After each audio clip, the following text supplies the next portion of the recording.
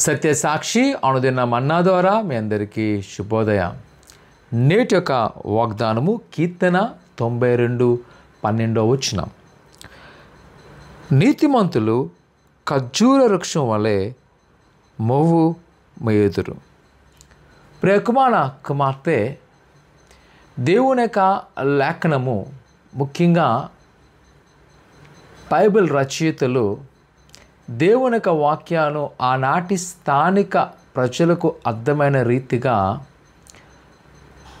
ఒక చెట్టును, జంతువును పోలుస్తూ వారి రచనను రాయడం చూస్తాం.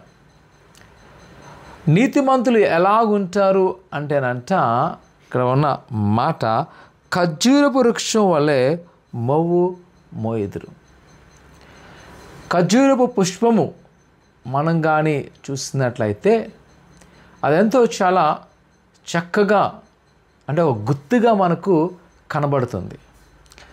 ఆ గుత్తులో అనేకమైన ఖర్జూరపు పళ్ళు మనకు రావడం చూడగలం.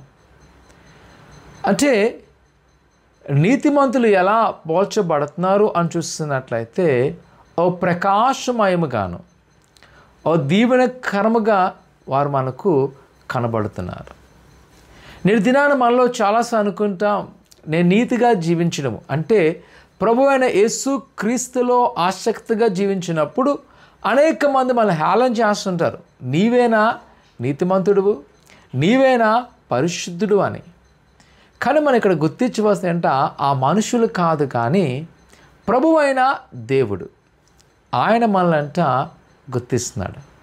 ఆయన తను కోరుకునేది ఏంటంటే, తన రక్తములో కడగబడిన వారు నీతిమంతులుగా జీవించవలసినది. ఆయన చెప్పిన మాటల ప్రకారం వారు జీవించవలసినది. ఉదయకాల సమయంలో దేవుని యొక్క వాక్యం ద్వారా నేను ప్రేరేపిస్తున్నాను, మన జీవితాలను సరిచేసుకుందాం. దేవునికి ఇష్టమైన విశ్వాస జీవితంలో కొనసాగుదాం.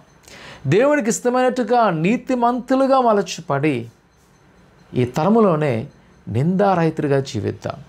అలాగున్నప్పుడు నా ప్రసంగమా, నువ్వు ఏది కోరుకుంటావో ప్రభువునికి అనుగ్రహించును. ప్రార్థన చేసుకుందాం. పరిశుద్ధుడా దేవానికి కొందాలు, నీ బిడ్డలైన వారిని మీరు జ్ఞాపకం చేసుకోండి.